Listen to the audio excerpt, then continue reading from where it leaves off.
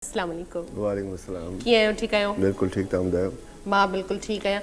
अच्छा हैदर, जीअं मां तव्हांजे लाइ इंट्रो में ॻाल्हि कई त हिन दौर में अगरि केरु तव्हांखे 5 मिंटनि जे लाइ बि तव्हांजी सैडनेस ख़तमु करे, तव्हांजा गम, तव्हां पंहिंजा हर परेशानी खे साइड ते रखी खिलो, पर खिलंदा त असां आहियूं, पर खिलाइण हिन दौर में केतिरो ॾुखियो आहे या सवलो आहे, इहो तव्हां ॿुधाए सघो था। महिनत जेकॾहिं तव्हां कहिड़े बि कम में कंदो त पोइ उहो तव्हांखे थोरो घणो आसानु लॻंदो, पर कम जी जेका रिक्वायरमेंट हूंदी आहे उनखे सम्झण वारो माण्हू पोइ उन्हनि खे ॾुखियो करे सम्झी करे कंदो आहे त हीअ आहे जेको मूंखे हिन एप्रोच ते पहुचणो आहे। बिल्कुल। छो त जंहिं माण्हू खे कम जी सफ़ा बि ख़बर न हूंदी आहे न त उनजे लाइ आसानु कमु हूंदो आहे। आसानु।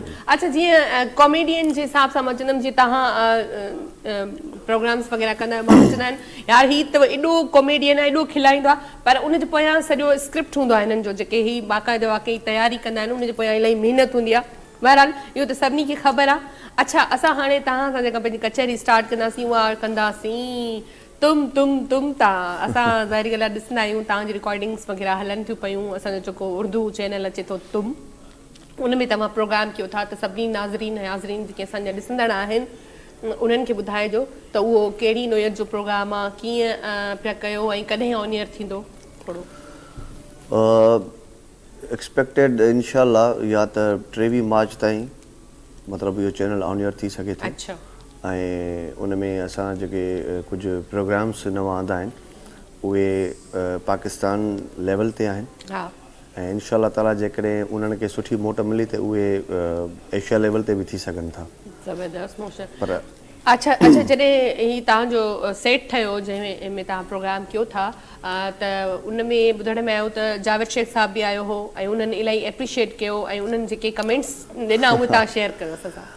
हा, एक्चुअली जावेद शेख साहब जन जो जीअं अचणु थियो, मुंहिंजी उन्हनि सां मुलाक़ात थी थी, उन्हनि खे असांजा दोस्त विज़िट कराइनि पिया जॾहिं तुम टीवी, त जॾहिं हू असां वारे स्टूडियो में आयो जिते असां हिकिड़ो सेट ठाहियो आहे तमामु बहितरीनु, इहो हिकिड़ो हाणे सरप्राइज़ आहे, मां थो चवां त उहो उन टाइम डिस्क्लोज़ कबो। हा बिल्कुलु।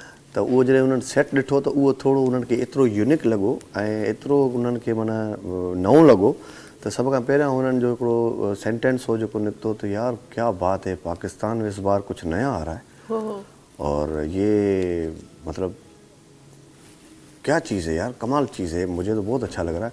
तो उन्होंने कहा कि ये हैदर साहब हैं, इन्होंने ये डायरेक्ट भी ये कर रहे हैं और सेट भी इन्होंने बनाया।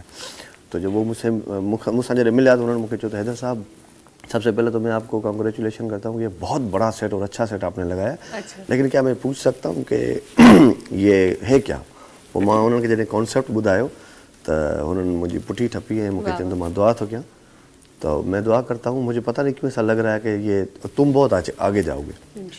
तो मुझे खुशी थी त हिकिड़ो पाकिस्तान जो हिकिड़ो सीनियर आर्टिस्ट उनजो फर्स्ट कमेंट्स इहो हुयो, उन्हनि जेके इहे पंहिंजा तासुर शेयर कया त अल्लाह मालिक आहे इंशाल्लाह जॾहिं पब्लिक में उहा शइ ईंदी। ऐं असांजे लाइ त हिकिड़ो इहो चैलेंज आहे त असां तक़रीबन सिंधी में कमु कयो आहे ऐं हाणे असां उर्दू जे उन प्लेटफॉर्म ते अची करे असां उन्हनि शयुनि खे टच कयूं पिया जिन ते शायदि अॻु में कंहिं कमु न कयो हुजे। ऐं ॾिसो न, गाॾी ड्राइवर त कंदो आहे, पोइ उहो कहिड़ी बि ॿोली हुजे, जॾहिं गाॾी हलाइणु अचेसि थी त पोइ कहिड़ी बि गाॾी हलाईंदो।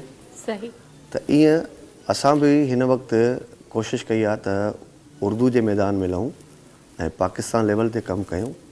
ऐं कमु त शुरू में बि मां कंदो हुयुसि, पर मुंहिंजे मिज़ाज जो कमु न मिलण जे करे माना मां उन शइ खां थोरो साइड थी वियुसि, पाण साइड थी वियुसि। त जेको मुंहिंजो मिज़ाज हुजे ऐं मुंहिंजी जेका कैफ़ियत जेको मूंखे सूट करे थो कमु, त उन कमु न मिलण जे करे माना मां साइड थी वियुसि। हाणे मुंहिंजे मिज़ाज जो कमु मूंखे मिलियो आहे ऐं मूंखे उहो प्लेटफॉर्म मिलियो आहे जंहिं ते इंशाल्लाह ताला घणो कुझु करे सघिजे थो। इंशाल्लाह ज़रूरु। ऐं ईअं ई जीअं जावेद शेख साहब तव्हांखे दुआ ॾिनी आहे, ईअं ई जेके बि ॾिसनि था उहे तव्हांजे लाइ दुआगू ई आहिनि ऐं उन में प्लस में असां बि सभु आहियूं।